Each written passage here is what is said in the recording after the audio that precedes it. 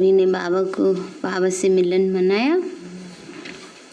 बाबा ने कल विशेष व्यर्थ से मुक्त बनने की ओर इशारा दिया और 2 प्रकार से तड़पती हुई आत्माओं की सेवा करनी है।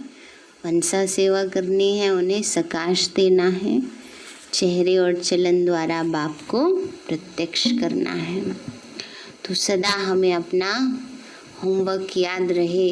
बाबा हम बच्चों को जब भी आते हैं तो बहुत सहज रीति से कैसे हमें पुरुषार्थ करना है ये समझाते हैं। तो बार बार अपने मन पर अटेंशन रखना है कि हमारा मन कैसे सहज ही व्यर्थ से मुक्त रहे। व्यर्थ से मुक्त होने का सहज आधार है समर्थ बन जाओ। समर्थ संकल्प जितने ज़्यादा होंगे व्यर्थ उतना ही कम होता जाएगा। आज बाबा की 26 तारीख के महावाक्य हैं।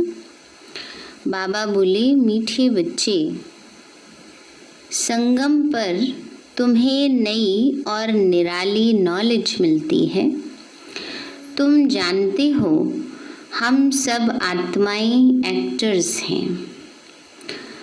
एक का पार्ट न मिले दूसरे से। मीठे बच्चे, संगम पर तुम्हें नई और निराली नॉलेज मिलती है। तुम जानते हो हम सब आत्माएं एक्टर्स हैं। एक का पार्ट न मिले दूसरे से। प्रश्न है, माया पर जीत पाने के लिए तुम रूहानी योद्धों को कौन सी युक्ति मिली हुई है? बाबा बोले, हे रूहानी क्षत्रिय योद्धे, युद्ध करने वाले, युद्ध करते हैं ना माया से। तो हे रूहानी क्षत्रिय, तुम सदा श्रीमत पर चलते रहो। आत्माभिमानी बन बाप को याद करो। रोज सवेरे सवेरे उठ याद में रहने का अभ्यास डालो तो माया पर विजय प्राप्त कर लेंगे। उल्टे सुल्टे संकल्पों से बच जाएंगे। याद की मीठी युक्ति माया जीत बना देगी। बाबा ने कहा उल्टे सुल्टे संकल्पों से बच जाएंगे। याद की मीठी युक्ति क्या करेगी? माया जीत बना देगी। गीत है, जिसका साथी है भगवान, उसको क्या रोकेगा आंधी और तूफान। ओम शांति। यह मनुष्यों के बनाए हुए गीत हैं। इनका अर्थ कोई कुछ भी नहीं जानते। गीत भजन आदि गाते हैं, महिमा करते हैं भक्त लोग, परंतु जानते कुछ भी नहीं। महिमा बहुत करते हैं। तुम बच्चों को कोई महिमा नहीं करनी है। बाबा ने कहा भक्ति में महिमा बहुत करते हैं भगवान की, पर पहचान तो है नहीं। बाबा कहते हैं बच्चे बाप जानते हैं। बाबा ने कहा बच्चे बाप की कभी महिमा नहीं करते। बाप जानते हैं ये हमारे बच्चे हैं। बच्चे जानते हैं ये हमारा बाबा है। अभी यह बेहद की बात है, फिर भी सब बेहद के बाप को याद करते हैं। अब तक भी याद करते रहते हैं। भगवान को कहते हैं हे बाबा। इनका नाम शिव बाबा है। जैसे हम आत्माएं हैं वैसे शिव बाबा है। वो है परम आत्मा जिसको सुप्रीम कहा जाता है। उनके हम बच्चे हैं। उनको सुप्रीम सोल कहा जाता है। शिव बाबा क्या है? सुप्रीम सोल है ना, परम आत्मा है। उनका निवास स्थान कहाँ है? कहाँ है? परम धाम में। सब सोल्स वहाँ रहती हैं। एक्टर्स ही सोल्स हैं, है ना, आत्माएं ही एक्टर्स हैं। तो बाबा ने कहा एक्टर्स ही सोल्स हैं। तुम बच्चे जानते हो नाटक में एक्टर्स नंबरवार होते हैं। हर एक के पार्ट अनुसार इनकी इतनी तनख्वाह मिलती है। सब आत्माएं जो वहाँ रहती हैं सब पाठधारी हैं, परंतु नंबरवार सबको पाठ मिला हुआ है। रूहानी बाप बैठ समझाते हैं कि रूहों में कैसे अविनाशी पाठ नूंधा हुआ है। सब रूहों का पाठ एक जैसा नहीं हो सकता, सब में ताकत एक जैसी नहीं है। तुम जानते हो कि सबसे अच्छा पाठ उनका है जो पहले शिव की रुद्र माला में है। नाटक में जो बहुत अच्छे अच्छे एक्टर्स होते हैं उनकी कितनी महिमा होती है। सिर्फ उनको देखने के लिए भी लोग जाते हैं। कभी कभी तो सिर्फ जिस सेक्टर की फिल्म होगी उसी के नाम से फेमस हो जाएगी। एक समय ऐसा था जब अमिताभ बच्चन का इतना फेम था कि उसके नाम से ही फिल्में हिट हो जाती थी, उसी को देखने जाते थे बस। तो बाबा कहते हैं हम भी ऐसा रोल प्ले करें जो ऐसे श्रेष्ठ कर्तव्य हो जो सारे कल्प में गायन और पूजन योग्य बने। तो बाबा कहते हैं बच्चे यह बेहद का ड्रामा है। इस बेहद के ड्रामा में भी ऊंच एक बाप है। ऊंचे ते ऊंचा एक्टर, क्रिएटर, डायरेक्टर भी कहें। वह सब हैं हद के एक्टर्स, डायरेक्टर्स आदि। उनको अपना छोटा पार्ट मिला हुआ है। पार्ट आत्मा बजाती है, परंतु देह अभिमान के कारण कह देते हैं कि मनुष्य का ऐसा पार्ट है। बाबा कहते हैं पार्ट सारा आत्मा का है। आत्म अभिमानी बनना पड़े। बाप ने समझाया है कि सतयुग में आत्म अभिमानी होते हैं, बाप को नहीं जानते। यहाँ कलयुग में तो आत्म अभिमानी भी नहीं और बाप को भी नहीं जानते। अभी तुम आत्म अभिमानी बनते हो और बाप को भी जानते हो। तुम ब्राह्मणों को निराली नॉलेज मिलती है। बाबा ने कहा अभी बाबा के हम बच्चों को निराली नॉलेज मिल रही है। तुम आत्मा को जान गए हो कि हम सब आत्माएं एक्टर्स हैं। सबको पार्ट मिला हुआ है। जो एक न मिले दूसरे से, वह पार्ट सारा आत्मा में है। यूं तो जो नाटक बनाते हैं वह भी पार्ट आत्मा ही धारण करती है। अच्छा, पार्ट भी आत्मा ही लेती है। आत्मा ही कहती है मैं गवर्नर हूँ, फलाना हूँ, परंतु आत्म अभिमानी नहीं बनते। बाबा ने कहा पार्ट तो आत्मा ही बजा रही है शरीर के द्वारा ना, अलग अलग रोल प्ले कर रही है। बाबा कहते बच्चे परंतु ये जानते नहीं, आत्म अभिमानी नहीं बनते। सतयुग में समझेंगे कि मैं आत्मा हूँ, एक शरीर छोड़ दूसरा लेना है। परमात्मा को वहाँ कोई भी नहीं जानते। इस समय तुम सब कुछ जानते हो। शूद्रों और देवताओं से तुम ब्राह्मण उत्तम हो। बाबा ने कहा इस समय तुम बच्चे सब कुछ जान जाते हो। शूद्रों से और देवताओं से भी तुम ब्राह्मण उत्तम हो। इतने ढेर ब्राह्मण कहाँ से आएंगे जो बनेंगे?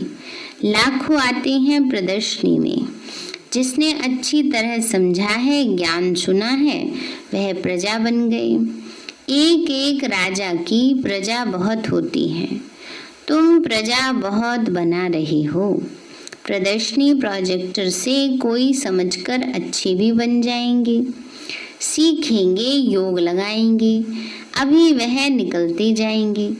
प्रजा भी निकलेगी, फिर साहूकार, राजा, रानी, गरीब आदि सब निकलेंगे ना। बावनी का प्रजा में निकलेगी, फिर साहूकार, राजा, रानी सब निकलेंगे। प्रिंस प्रिंसेस बहुत होते हैं। सतयुग से त्रेता तक प्रिंस प्रिंसेस बनने हैं। सिर्फ 8 व 108 तो नहीं होंगे, लेकिन अभी सब बन रहे हैं। तुम सर्विस करते रहते हो, यह भी नथिंग न्यू है। तुमने कोई फंक्शन किया, यह भी नई बात नहीं है। कल्प कल्प करते आए हैं, पिछले कल्प भी किया था। इस बारी भी करेंगे हैं। कैसे बनाएंगे बाबा का बर्थडे? बाबा कहते हैं फंक्शन किया ये नई बात नहीं, अनेक बार किया है, फिर संगम पर यही धंधा करेंगे और क्या करेंगे। बाप आएंगे पतितों को पावन बनाने। इसको कहा जाता है वर्ल्ड की हिस्ट्री ज्योग्राफी। नंबरवार तो हर बात में होता ही है। तुम्हारे में जो अच्छा भाषण करते हैं तो सब कहेंगे कि इसने बहुत अच्छा भाषण किया। दूसरे का सुनेंगे तो भी कहेंगे कि पहले वाले अच्छा समझाते थे। फिर तीसरे उनसे भी तीखे होंगे तो कहेंगे ये तो उनसे भी तीखा भाषण करते हैं। हर एक बात में पुरुषार्थ करना होता है कि हम उनसे ऊपर जाएं ना। बाबा ने कहा हर एक बात में पुरुषार्थ में ऊपर जाना, ऐसे नहीं किसी को गिरा के धक्का मार के ऊपर जाना, नहीं, लेकिन पुरुषार्थ ऐसा करें जो हमारी ऊंचाई अपने आप ही दूसरे से ज्यादा हो जाए। अपने आप को उत्तम बनाने का पुरुषार्थ करें, प्रसिद्धि तो अपने आप ही प्राप्त हो जाती है।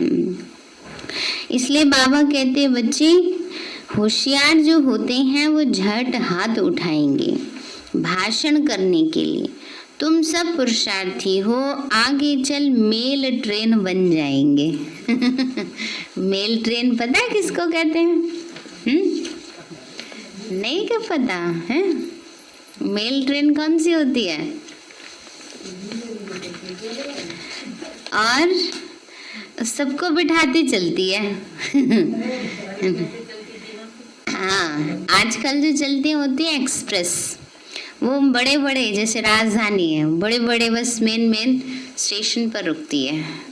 और जो हरिद्वार मेल पहले हुआ करता था, हरिद्वार मेल नाम उसका सबसे पहले मेल था, अभी हो गया उसका योगा एक्सप्रेस नाम। तो वो छोटे बड़े स्टेशन सबको पे रुकती है और सबको आराम से रुकती है, खूब आधा घंटा 15-20 मिनट सबको लेती चलती है, जनरल को भी सबको भी। तो बाबा कहते हैं बच्चे तुम सब पुरुषार्थी हो, आगे चल मेल ट्रेन बन जाएंगे।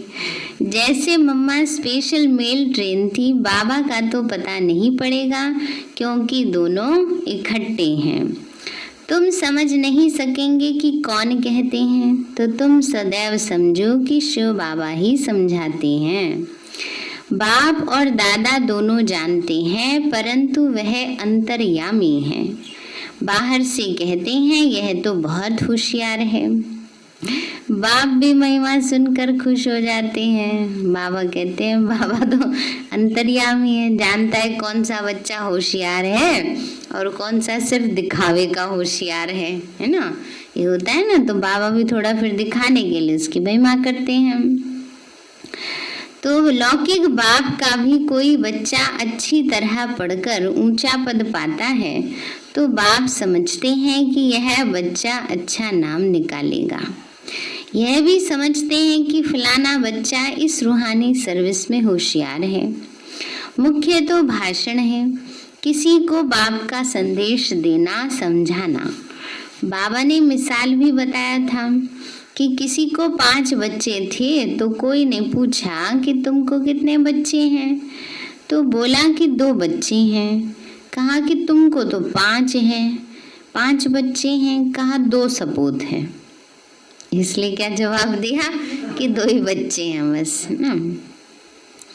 तो 2 सपूत हैं, यहाँ भी ऐसे हैं, बच्चे तो बहुत हैं। बाबा कहेंगे यह डॉक्टर निर्मला बच्ची बहुत अच्छी है ना, जो अभी ज्ञान सरोवर में है, ऑस्ट्रेलिया में पहले सेवा पर थे डॉक्टर निर्मला दीदी। ज्ञान सरोवर का कभी प्रोग्राम आता है तो उसमें दिखाते हैं ना, टीवी में पीस ऑफ माइंड में भी आती हैं। तो बाबा ने कहा बहुत प्रेम से लौकिक बाप को समझाए, सेंटर खुलवा दिया। यह भारत की सर्विस है। तुम भारत को स्वर्ग बनाते हो, इस भारत को नरक रावण ने बनाया। एक सीता कैद में नहीं थी, लेकिन तुम सब सीताएं रावण की कैद में थी। बाकी शास्त्रों में सब दंत कथाएं हैं। यह भक्ति मार्ग भी ड्रामा में है। तुम बच्चे जानते हो सतयुग से लेकर जो पास हुआ वह रिपीट होगा। आपे ही पूज्य, आपे ही पुजारी बनते हैं। बाबा कहते हैं मुझे आकर पुजारी से पूज्य बनाना है। पहले गोल्डन एज्ड फिर आयरन एज्ड बनना है। सतयुग में सूर्यवंशी लक्ष्मी नारायण का राज्य था। राम राज्य तो चंद्रवंशी था। इस समय तुम सब रूहानी योद्धे हो। लड़ाई के मैदान में आने वाले को क्षत्रिय कहा जाता है। तुम हो रूहानी क्षत्रिय, बाकी वो हैं जिस्मानी क्षत्रिय। उनको कहा जाता है बाहुबल से लड़ना झगड़ना। शुरू में मल्ल युद्ध होते थे, बाहों आदि से आपस में लड़ते थे, फिर विजय को पाते थे। अभी तो देखो बॉम्ब आदि बने हुए हैं। तुम भी क्षत्रिय हो, वह भी क्षत्रिय हैं। तुम माया पर जीत पाते हो श्रीमत पर चलकर। तुम हो रूहानी क्षत्रिय। रूहें ही सब कुछ कर रही हैं इस शरीर की कर्मेंद्रियों द्वारा। रूह को बाप आकर सिखलाते हैं बच्चे मुझे याद करने से फिर माया खाएगी नहीं। तुम्हारे विकर्म विनाश होंगे और तुमको उल्टा सुल्टा संकल्प नहीं आएगा ना। बाबा कहते हैं बाबा की याद में रहने से माया भी नहीं खाएगी, उल्टे सुल्टे संकल्प भी नहीं आएंगे। बाप को याद करने से खुशी भी रहेगी। इसलिए बाप समझाते हैं सवेरे उठकर अभ्यास करो। बाबा आप कितने मीठे हो। आत्मा कहती है बाबा, बाप ने पहचान दी है मैं तुम्हारा बाप हूँ। तुमको सृष्टि के आदि मध्य अंत का नॉलेज सुनाने आया हूँ। यह मनुष्य सृष्टि का उल्टा झाड़ है। यह वैरायटी धर्मों की मनुष्य सृष्टि है। इसको कहा जाता है विराट लीला। बाप ने समझाया है इस मनुष्य झाड़ का मैं बीज रूप हूँ। मुझे याद करते हैं, कोई किस झाड़ का कोई किस झाड़ का है, फिर नंबरवार निकलते हैं। यह ड्रामा बना हुआ है ना। बाबा कहते हैं कोई किस धर्म का होता है, कोई किस प्रकार से आया बाबा के पास। बाबा कहते हैं वन वन की काठी है, सबके स्वभाव संस्कार अलग अलग हैं। तो बाबा ने कहा सब नंबरवार आकर मिलते हैं बाबा से। ये भी ड्रामा बना हुआ है। कहावत है कि फलाने ने धर्म स्थापक पैगंबर को भेजा, परंतु वहां से भेजते नहीं हैं। यह ड्रामा अनुसार रिपीट होता है। यह एक ही है जो धर्म और राजधानी स्थापन कर रहे हैं।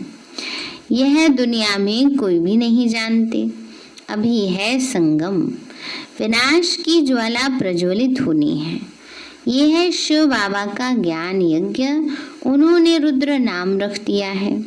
प्रजापिता ब्रह्मा द्वारा तुम ब्राह्मण पैदा हुए हो, तो तुम ऊंचे ठहरे ना। पीछे और बिरादरियां निकलती हैं। वास्तव में तो सब बच्चे ब्रह्मा के बच्चे हो। ब्रह्मा को कहा ही जाता है ग्रेट ग्रेट ग्रैंडफादर। बाबा कहते सिजरा है ना, पहले पहले ब्रह्मा ऊंचा फिर सिजरा निकलता है। कहते हैं भगवान सृष्टि कैसे रचते हैं। रचना तो है ना। जब वह पतित होते हैं तब उनको बुलाते हैं, वही आकर दुखी सृष्टि को सुखी बनाते हैं। इसलिए बुलाते हैं बाबा दुख हरता सुख करता आओ। नाम रखा है हरिद्वार। हरिद्वार अर्थात हरि का द्वार। वहाँ गंगा बहती है। समझते हैं हम गंगा में स्नान करने से हरि के द्वार चले जाएंगे, परंतु हरि का द्वार है कहाँ। वह फिर कृष्ण को कह देते हैं। हरि का द्वार तो शिव बाबा है। बाबा कहते हैं बच्चे वो तो श्री कृष्ण को समझ लेते हैं, लेकिन हरि का द्वार शिव बाबा है, क्योंकि शिव बाबा ही दुख हरता सुख करता है। वो सोचते हैं हरिद्वार में स्नान करो सारे दुख दूर हो जाएंगे, पर दुख तो दूर बाबा की याद से होने हैं। तो पहले तुमको जाना है अपने घर। तुम बच्चों को अपने बाप का और घर का अभी मालूम पड़ा है। बाप की गद्दी थोड़ी ऊंची है, फूल है ऊपर में, फिर युगल दाना उससे नीचे। फिर रुद्रमाला कहते हैं। रुद्रमाला सो विष्णु की माला, विष्णु के गले का हार, वही फिर विष्णुपुरी में राज्य करते हैं। ब्राह्मणों की माला नहीं है, क्योंकि घड़ी घड़ी टूट पड़ते हैं। बाबा कहते हैं ब्राह्मणों की माला नहीं है। क्यों? क्योंकि आज अच्छे चल रहे हैं, कल बाबा को भूल ही जाते हैं। कहेंगे क्या करें, बहुत ज़्यादा झंझट हो गए घर गृहस्थी में। सारे झंझट वाले काम करेंगे, बस एक ही काम नहीं करेंगे। कौन सा? बाबा को याद करने का, मुरली सुनने का। उस 1 घंटे में इतने सारे काम याद आ जाते हैं जीवन के, वो सारे जीवन भर याद नहीं आए ना। तो इसलिए बाबा कहते हैं बच्चे, ब्राह्मणों की माला क्या होती है? घड़ी घड़ी टूट जाती है। बाप समझाते हैं कि नंबरवार तो है ही, आज ठीक है, कल तूफान आ जाते हैं। ग्रहचारी आने से ठंडे हो पड़ते हैं। बाबा कहते हैं मेरा बनंती, आश्चर्यवत सुनंती, कथंती, ध्यान में जावंती, माला में पिरोवंती, और फिर एकदम भागंती। और उससे भी आज तो बाबा ने आगे बात कह दी है, चंडाल बनंती। जा करके क्या होता है, विकारों में फिर गिर जाते हैं और चंडाली बन जाते हैं।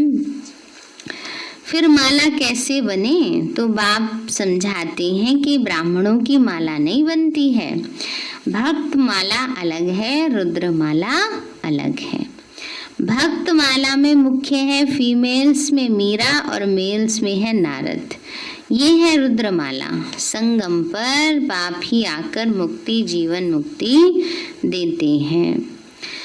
बच्चे समझते हैं कि हम ही स्वर्ग के मालिक थे, अभी तो नरक में हैं। बाबा कहते हैं नरक को लात मारो, स्वर्ग की बादशाही लो, जो तुम्हारी रावण ने छीन ली है। यह तो बाप ही आकर बतलाते हैं। वह सब शास्त्रों, तीर्थों आदि को जानते हैं।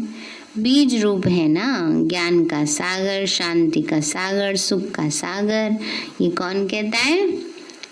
ये आत्मा कहती है। बाबा समझाते हैं यह लक्ष्मी नारायण सतयुग के मालिक थे। उनके आगे क्या था? जरूर कलयुग का अंत होगा तो संगम युग होगा। अब फिर से स्वर्ग बनता है। बाप को स्वर्ग का रचयिता कहा जाता है, स्वर्ग स्थापन करने वाला। यह लक्ष्मी नारायण स्वर्ग के मालिक थे। इन्हों का वर्षा कहाँ से मिला? स्वर्ग के रचयिता। इन्हों को वर्षा कहाँ से मिला? स्वर्ग के रचयिता बाप से, है ना। बाबा ने कहा शिव बाबा से ही सबको मिलता है, चाहे लक्ष्मी नारायण हो, चाहे राम सीता हो, सबने बाबा से ही वर्षा लिया है। बाबा कहते हैं बच्चे, बाप का ही ये वर्षा है। तुम कोई से भी पूछ सकते हो कि इन लक्ष्मी नारायण को सतयुग की राजधानी थी, कैसे ली? कोई बता नहीं सकेंगी। यह दादा भी कहता है मैं नहीं जानता था, पूजा करता था परंतु जानता नहीं था। अब बाप ने समझाया है। यह संगम पर राजयोग सीखते हैं। गीता में ही राजयोग का वर्णन है।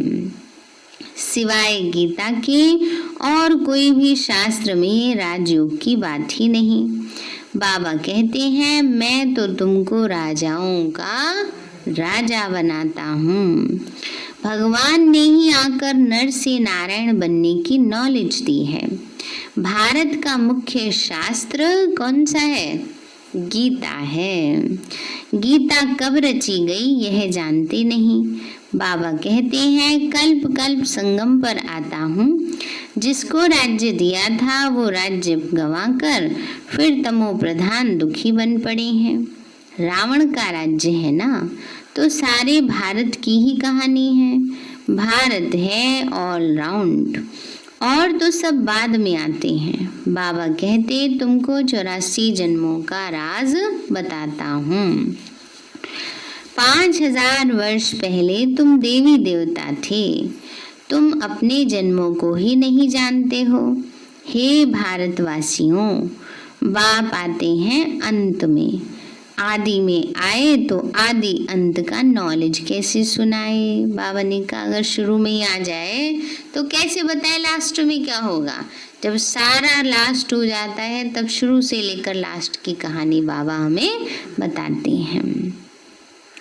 सृष्टि की वृद्धि ही नहीं हुई तो समझाएं कैसे और किसको समझाएं। अब इतने है ही नहीं समझने वाले, आवश्यकता ही नहीं है तो क्यों बैठ करके समझाएंगे। अभी तो आवश्यकता पड़ी है, भूल भुलैया में फंस गए, इसलिए बाबा आकर बतलाते हैं। तो बाबा कहते हैं वहां तो नॉलेज की दरकार ही नहीं, बाप अभी संगम पर ही नॉलेज देते हैं। नॉलेज फुल है ना, जरूर नॉलेज सुनाने अंत में आना पड़े। आदि में तुमको क्या सुनाएंगे ना, बाबा ने कहा जब कुछ हुआ ही नहीं तो आदि में क्या सुनाएंगे। यह समझने की बातें हैं। भगवान वाच है मैं तुमको राजयोग सिखाता हूँ। ये यूनिवर्सिटी है पांडव गवर्नमेंट की। अभी है संगम, यादव कौरव और पांडव, उन्होंने बैठ सेनाएं दिखाई हैं। बाप समझाते हैं यादव कौरव विनाश काले विपरीत बुद्धि, एक दो को गाली देते रहते हैं, बाप से प्रीत ही नहीं है। बाबा ने कहा गाली देते रहते हैं, दुख देते रहते हैं, बाबा से प्रीत ही नहीं है। कह देते हैं कुत्ते बिल्ली सब में परमात्मा है। बाबा कहते हैं क्या है, प्रीत नहीं है तभी कह देते हैं, जिससे प्यार हो थोड़ी कहेंगे सब में बैठा है वो। तो बाबा कहते हैं बाकी पांडवों की प्रीत बुद्धि है। पांडवों का साथी स्वयं परमात्मा था। पांडव माना रूहानी पंडे। रूहानी पंडे कौन है, हम बच्चे हैं। बाबा भी है पंडा और हम बच्चे भी दूसरों को रास्ता बताते तो पंडे हो गए। वो है जिस्मानी पंडे और तुम हो रूहानी पंडे। अच्छा मीठे मीठे सिक्के लदे बच्चों प्रति माता पिता बाप दादा का याद प्यार। इन रूहानी बाप की रूहानी बच्चों को नमस्ते। रूहानी हम बच्चों की रूहानी माता पिता दादा को नमस्ते नमस्ते नमस्ते बाबा नमस्ते। धारणा के लिए मुख्य सार है आत्म अभिमानी बन इस बेहद नाटक में हीरो पार्ट बजाना है। हर एक एक्टर का पार्ट अपना अपना है, इसीलिए किसी के पार्ट से रीस नहीं करनी है। हवनी का सबका पार्ट अपना अपना है, इसीलिए किसी के पार्ट से रीस नहीं करनी है। रेस करो, रीस नहीं करो ना, क्योंकि जो हमें पार्ट मिला है वो हमें ही अच्छा बजाना है। दूसरा हमारी जगह कोई भी उससे अच्छा नहीं प्ले करता है, कर सकता है, इसलिए हमारा पार्ट सबसे अच्छा है। ये नहीं सोचो दूसरे का पार्ट ज़्यादा अच्छा है, हमारा भी ऐसा होता ना, हम भी ऐसे करें। नहीं, जो हमें रोल मिला है उसको हम अच्छे से प्ले करें, तब हमें अपने आप ही अवार्ड मिल जाएगा। नीचे का चला देना, खाली हो गया। तो बाबा कहते हैं हाँ बच्चे, इसलिए किसी के पार्ट से रीस नहीं करनी है। दूसरी बात, सवेरे सवेरे उठकर अपने आप से बातें करनी है। कितने बजे? 6 बजे 4 बजे की नहीं की? ओहो संजय भाई,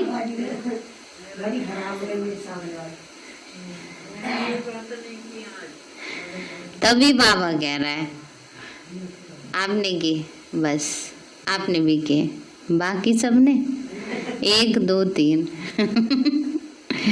तो इसलिए बाबा याद कर रहे हैं। अच्छा, तो बाबा ये कहते हैं सवेरे सवेरे उठकर अपने आप से बातें करनी है, अभ्यास करना है। मैं इन शरीर की कर्मेंद्रियों से अलग हूँ। बाबा आप कितने मीठे हो, आप हमें सृष्टि के आदि मध्य अंत का ज्ञान देते हो। वरदान दिया बाबा ने, सदा देह अभिमान व देह की बदबू से दूर रहने वाले इंद्रप्रस्थ निवासी भव।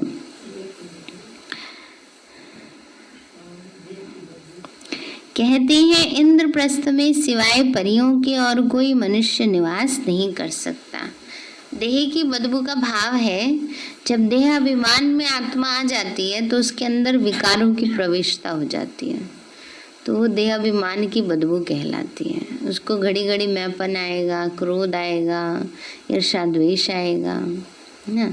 तो ये सब चीजें खुशबू तो देती नहीं। गुण जो है वो खुशबूदार बनाते हैं और अवगुण जो है वो फैलाते हैं। इसलिए बाबा कहते हैं कोई भी मनुष्य निवास नहीं कर सकता। मनुष्य अर्थात जो अपने को आत्मा न समझ देह समझते, तो देह अभिमान और देह की पुरानी दुनिया, पुराने संबंधों से सदा ऊपर उड़ते रहते, जरा भी मनुष्यपन की बदबू ना हो। देही अभिमानी स्थिति में रहो, ज्ञान और योग के पंख मजबूत हों, तब कहेंगे इंद्रप्रस्थ निवासी।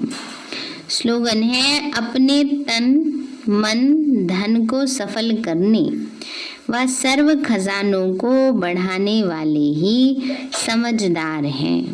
अपने तन मन धन को सफल करने व सर्व खजानों को बढ़ाने वाले ही समझदार हैं। सारे हैं मीठे बच्चे, संगम पर तुम्हें नई और निराली नॉलेज मिलती है। तुम जानते हो हम सब आत्माएं एक्टर्स हैं, एक का पार्ट ना मिले दूसरे से।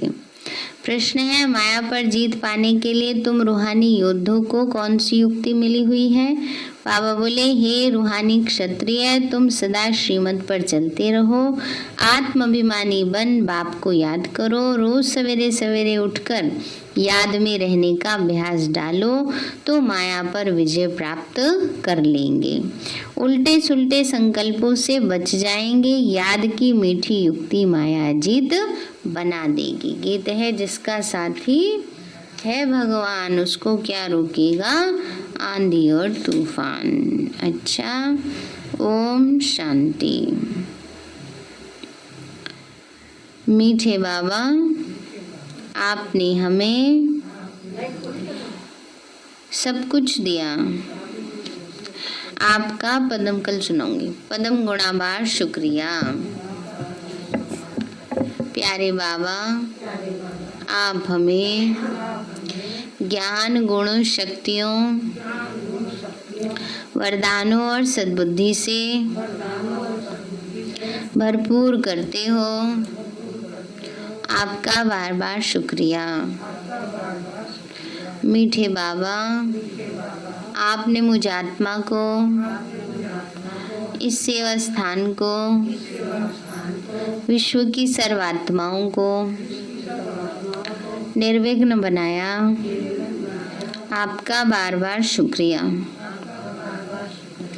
प्रकृति के पांचों तत्वों का भी शुक्रिया। साइंस के साधनों का भी शुक्रिया। लौकिक अलौकिक परिवार का भी शुक्रिया। हे तन, तुम्हारा भी शुक्रिया। विश्व की सर्वात्माओं का और ब्रह्मांड की सारी शक्तियों का सब प्रकार का सहयोग देने के लिए शुक्रिया। मीठे बाबा, मुझ आत्मा ने जाने अनजाने में जिन भी आत्माओं को मनसा वाचा कर्मणा दुख दिया है, मैं उन सभी से क्षमा चाहती हूँ। मुझे क्षमादान दिलाओ। और जिन आत्माओं ने मुझे दुख दिया है, विघ्न रूप बने हैं, मैं उन सभी को दिल से क्षमा करती हूँ। सबका कल्याण हो, सबको सुख शांति सद्बुद्धि मिले। और बाबा के सेंटर की सेवाएं खूब बढ़ती जाएं। शिव बाबा से सारी शक्तियां मुझ आत्मा पर आ रही हैं, पूरे शरीर में फैल रही हैं, पूरे घर में फैल रही हैं, पूरे देश पूरी दुनिया में फैल रही हैं। सब प्रकार के वायरस नष्ट होते जा रहे हैं। मैं आत्मा परम धाम में चमकती हुई मणि हूँ। सतयुग में पावन देवताई शरीर में हूँ। मैं अष्टभुजाधारी देवी दुर्गा हूँ। विघ्न विनाशक गणेश हूँ। मैं बाबा की छत्र छाया में पलने वाली सर्वश्रेष्ठ ब्राह्मण आत्मा हूँ। मैं फरिश्ता हूँ। मेरे साथ सब कुछ बहुत अच्छा होगा। मेरे साथ सब कुछ बहुत अच्छा होगा। मेरे साथ सब कुछ बहुत अच्छा होगा। मेरे साथ सब कुछ बहुत अच्छा होगा। ओम।